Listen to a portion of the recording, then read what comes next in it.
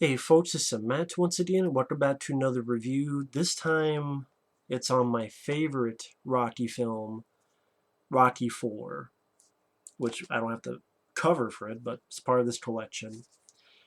I know a lot of people don't like Rocky 4 because it's too many montages and it's too much this and that. I love it. I love it for what it is. It's Rocky, but it's pure 80s Rocky. It's you take the 80s and what they were doing, take Rocky, you put it together, and you get this movie. And dare I say, I think Rocky 4 honestly is the perfect way to end the series of Rocky films. If Don't get me wrong, I really enjoy Rocky Balboa from 2006. I think that's a great movie. And Rocky 5, I think it's just okay. Creed is crap. But when I watch this again, and as I'm watching these films in order, I see the first film, he's in the slums. He just hopes for a million to one shot to go the distance, falls in love with Adrian, get out of these slums, Skid Row type of area. And then by the end of Rocky 4, he's got his wife, he's got his kid, he's got Paulie, he's the champion of the world, he's got his fame, his glory, his fortune. And it's the best happy ending Rocky could get. And the people go, well, that's not realistic. Well, let's be honest. Rocky films have never been realistic, even the first film. Let's be honest, folks. People did not like Rocky because they said, that's a realistic movie. I love the Rocky films. Even when they talk about the first one, I love that because it's realistic. No, they love it because A, it's well done, and B, it's a great fairy tale. It's a great underdog fairy tale of you getting a million to one shot that we all would love to get, and be able to go the distance like everyone would want to do, and fall in love, and it is a modern fairy tale. Rocky is a modern fairy tale. So, usually a lot of fairy tales begins with people who are poor and who don't know what to do with their life and don't know where their life's going to go, and then they have the happy ending, and this is the ultimate happy ending, being the champion of the world with the fame, the glory, the money, his wife, his kid, Paulie. And then, the films afterward just started taking everything away. Granted, he had some stuff taken, like Mickey dying and Apollo dying, but starting with Rocky 5, even more so. Okay, you don't get brain damage. You don't lose all your shit. You gotta go back to where you were in the first movie. Then the next one, Adrian's gotta die. Then in Creed, Crap, Crud, Paulie's now dead. And then you get fucking cancer, because that's real life, even though Rocky films have never been about real life. They've never been realistic. None of them, not even the first one. You take that many hits, and come on. Let's be honest here. But I still love those movies. And why is this my favorite? Now that I'm gotten that off my mind. Again, I think Rocky 4 is really the perfect ending to the series.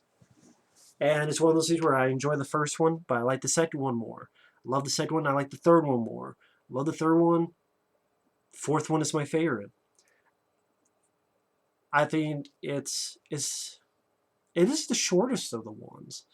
It's 90 minutes long, goes by very fast.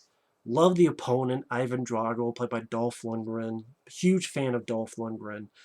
He had done little stuff like a bit role in the James Bond film A View to a Kill, but this was his first big break as a very tall, big, badass motherfucker. Ivan Drago, man of few words, other I must break you, and if he dies, he dies.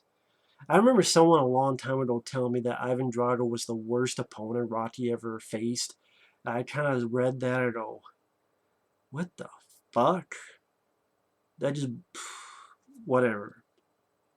I call bullshit, but that's just my opinion. I think Ivan Drago is a kick-ass. It's the last great opponent from Rocky. I mean, I like Rocky Balboa.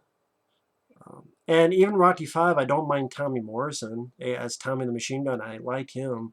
But this is the last great opponent. And it's his toughest opponent. It's a guy, the Russian monster of Ivan Drago, so powerful. And of course, this is the time of the Cold War. And I love Dolph Lundgren as the villain. I love the fast pace. The training montages, I think, are the best training montages ever. Ever. When I'm watching it and I'm hearing Vince DiCola's music, and then I'm hearing Hearts on Fire, it gets, you want to go outside and you want to fucking do everything that's in the movie. You literally want to run outside and do it until you get a heart attack, and then you watch the movie again and it gets your heart pumping, and then you go out there and you do it again.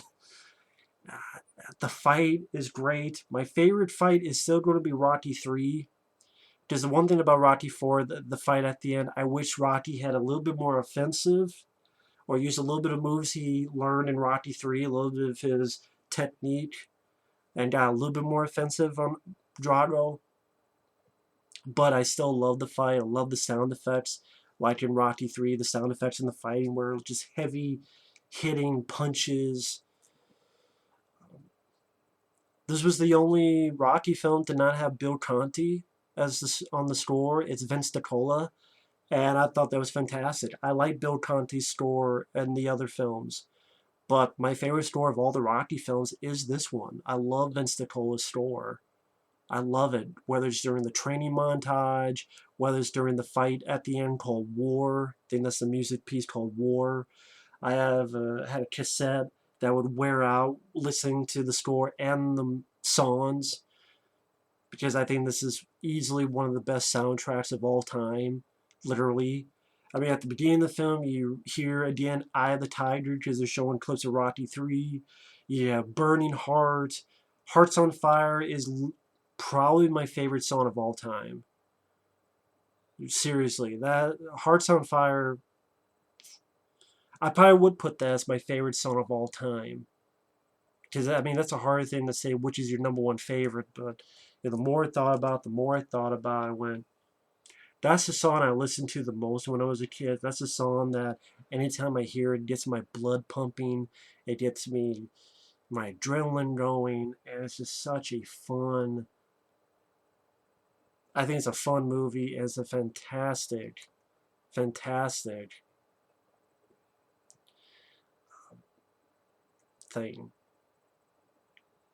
Absolutely fantastic soundtrack and score. And I wish Vince DiCola got to do more movies. I know he did the Transformers animated movie, but other than those two, he didn't get to do too much, and that sucks. I wish Vince DiCola got to do more movies. I wish he did, because I love the way he does the music. The score in the Transformers animated movie is good too. I love the score to this. And they said the songs. Even songs that didn't make the movie, like on the CD and the tapes, you have a song called Sweetest Victory. Where the hell that was going to be in the movie, I don't know, because it's not in the movie. Maybe that was going to be at the end credits. I'm guessing because of the title.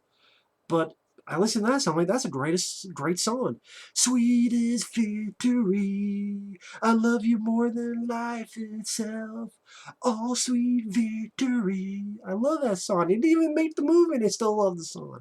Hearts on Fire. Hearts on fire, growing desire. Love it. Love Burning Hearts. Love No Easy Way Out. The no shortcut home, Dan. There's no easy way out. Love that stuff. I love the beginning. Happy Birthday, Polly. The weird but really cool looking robot. That was a robot I would love to have right here. Hell, I'd have it right here to do the reviews with me. And I think, for what I understand, there was a robot used. Stallone used that for his son in real life who was autistic. Not Sage. He wasn't autistic. There was another son, and sadly I forget what his name is. But he has an autistic son, and he would use this robot to help.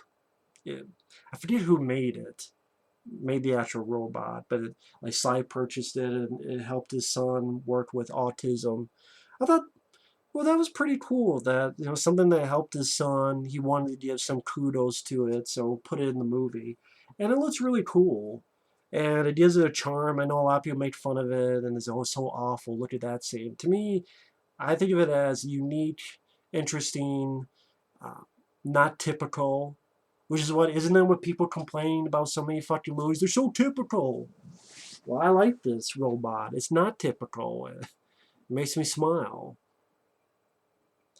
And Adrian, yeah, nice little scene between Rocky and Adrian, where Adrian, he gives her a cake. He's like, "You ain't never getting rid of me." I know some people say Sly's performance or personality of Rocky changes in this movie. I watch it again, I disagree. Because throughout most of the film, he still have that accent and still being that friendly guy, Rocky Balboa, being funny. Whether he's talking with Apollo Creed or talking with Paulie, it's only till the last third of the film that he's dead serious. But it made sense to me because this is his toughest opponent yet, and this is a guy who killed his best friend.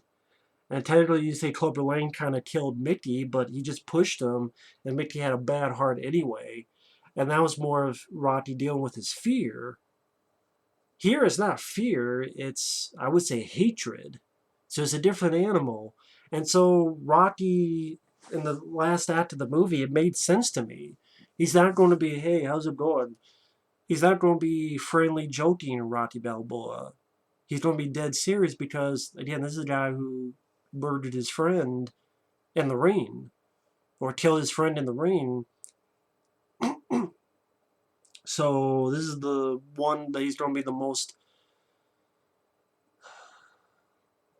angry and as deadly serious as possible. So I thought it worked fine for what the story was telling. I mean, for example, talking about Rocky, he answers the phone that Paul's calling, and it's on the robot. It's going in circles, and Rocky's like, "What am I doing? I'm getting dizzy." And of course, it cuts back to Ivan Drago and his punching power, just how powerful he is. And of course, during the filming, I know Stallone told Dolph to hit him for real. So Dolph hit him in the chest, but it was so bad that I think it's like moved his heart. It literally moved Stallone's heart or something like that. This Dolph's punch, his super punch, boom, and his heart moved, and then Sly had to go to the hospital. So, I mean, I know another thing, Carl Weathers wanted to quit the movie because when him and Dolph are fighting, Dolph, I guess, pushed him too hard, and then Carl Weathers got pissed and said, "Fuck this, I'm gone." And Sly had to talk him down and had to tell Dolph to go easy on the fighting. So Dolph, you see Dolph don't want to fuck with him. And yeah, I think he did a great job as the opponent of Ivan Drago. And yeah, the exhibition fight between Apollo and Ivan Drago, and Apollo Creed isn't taking this seriously. You have this big, over the top, living in America. And like the announcers saying all these names that Apollo goes by, and Rocky goes, "Yo, you think you got enough names?" But the fight happens, and Rocky wants to throw in the towel, but Apollo keeps telling him, "Don't. No matter what happens, don't throw in that towel." And unfortunately, he dies. And look at that, I don't know if you needed to kill Apollo Creed, because in the third film we already had a person who died, and now we have another person who died. I don't think you needed to go that far. Honestly, if I had my control, I would just made Apollo Creed have a coma, and then I guess in a way kind of what they did in Bloodsport later on, where Jackson, oh God, I forget, Donald Gibb, Chun Li beats him up and he's in a coma, but then at the end, after he beats him, he visits Donald Gibb's character Jackson in the hospital and they go off. And that was 1988, so that was after this. I think it could have been that, where Apollo Creed, gets fucked up, but he's in a coma. And then at the end of the film,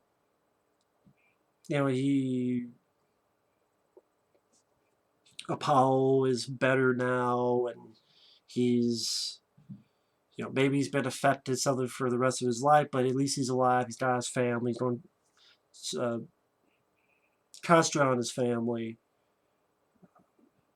I just don't know if you needed to kill Apollo Creed off. I'm just saying. That's just one of the things I'm like, I don't know. Because we just had Mickey die in 3, so it just felt you were repeating yourself. Okay, let's have another person close to Rocky who dies. So, at least the coma thing, it still would have had the same intention for Rocky to want to get revenge, but at the same time, not the exact copy of 3 in that aspect. Just my own opinion on that. But yeah, he arrives in Russia. Before that, you have I know a lot of people get mad at the montages. I love the montages. I know people say it's too many. To me, there's no such thing as too many, because it's maybe Stallone knew that in the future no one's ever going to do montages again. So let me do a movie that's pretty much this close to being one giant music video. And it made sense to me. It was 1985, and MTV was getting there, and I actually don't know when MTV exactly started, but if it wasn't around, it was getting close. And it reflected the time, and I loved the editing during those sequences. And someone says it's a movie, it's a visual medium, show, don't tell. And Rocky 4 definitely shows, and I like that. I appreciate that. It made it different from the other ones, but it was still very entertaining to watch. So people who say that these films are a carbon copy, I'm like, no, this isn't a carbon copy of the Rocky films before it, and people still get mad about it. I love the montage. And you have great songs too. You have, to me, one of the best soundtracks ever. I love No Easy Way Out, showing the history of him and Adrian and Apollo. And I did everything in a great, well-edited sequence with an awesome song in the background instead of just being told it. Get to Russia, you have Burning Heart on the soundtrack. Tony Burton comes back. I like the little stuff between him and Rocky where Tony tells him, you don't have to go through hell worse than any nightmare you dreamed.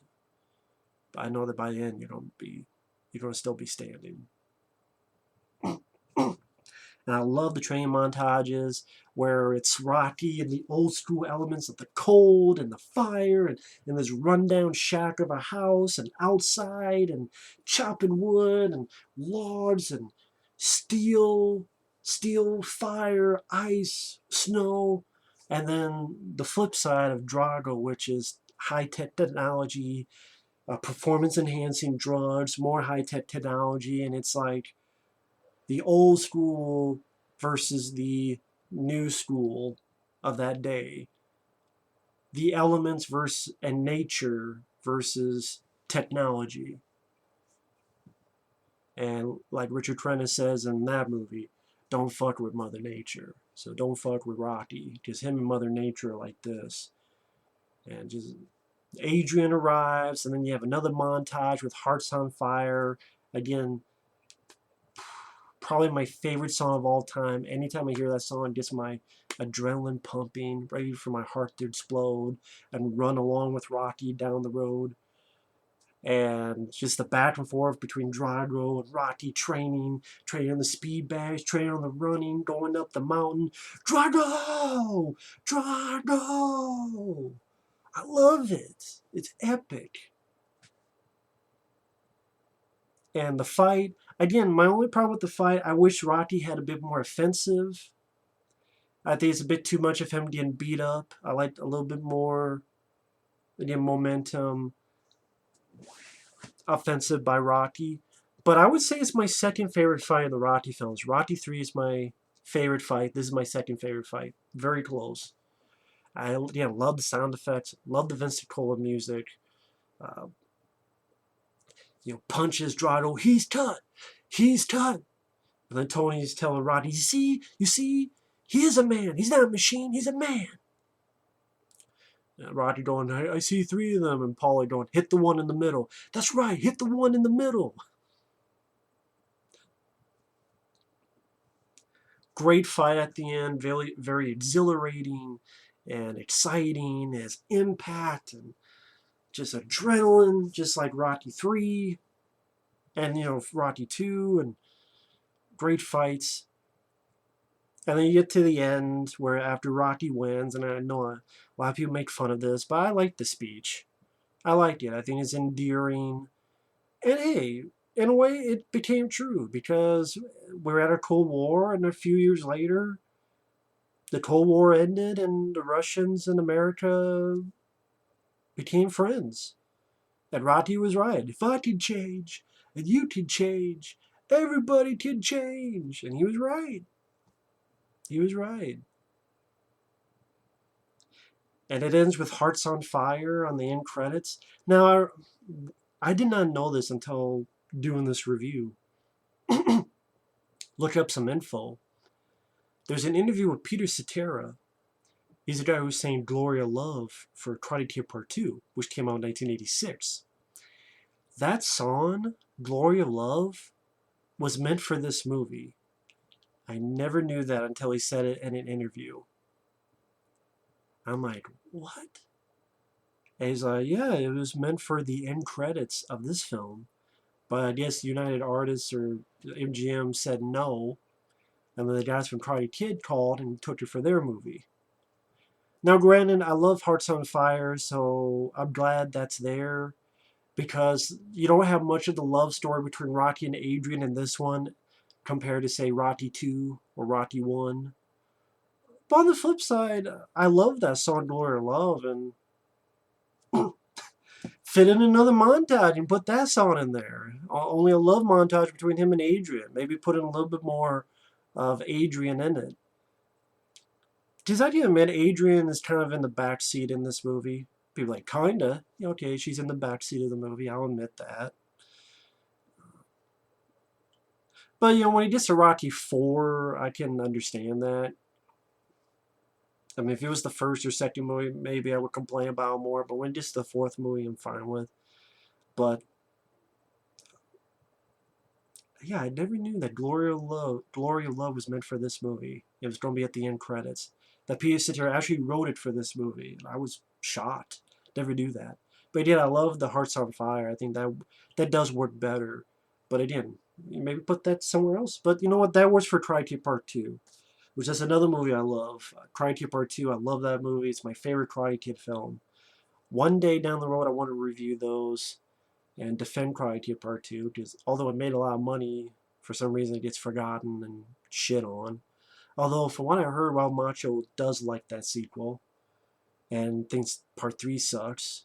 I don't know if that's true, but I hope so, because that'd be funny. But yeah, Rocky 4, it's my favorite Rocky film. I love it from beginning to end. To me, I think it's the true end to the Rocky series. Him on top of the world, champion of the world with his wife, his kid, his money, fame, glory, his Paulie, and to me it's the perfect ending. It's very entertaining, very fun, very fast-paced, great fight, excellent opponent, Ivan Drago. Love Dolph Lundgren and love him in this movie. Awesome score by Vince DiCola, one of the best soundtracks ever, best training montages ever. Like I said, great fight at the end. Very fast-paced, very fun, very entertaining. And it's definitely the Rocky film I watched the most growing up and love to this day. It's my favorite. It'll always be my favorite. So thanks for watching. Take care. And we'll see you later. Bye-bye.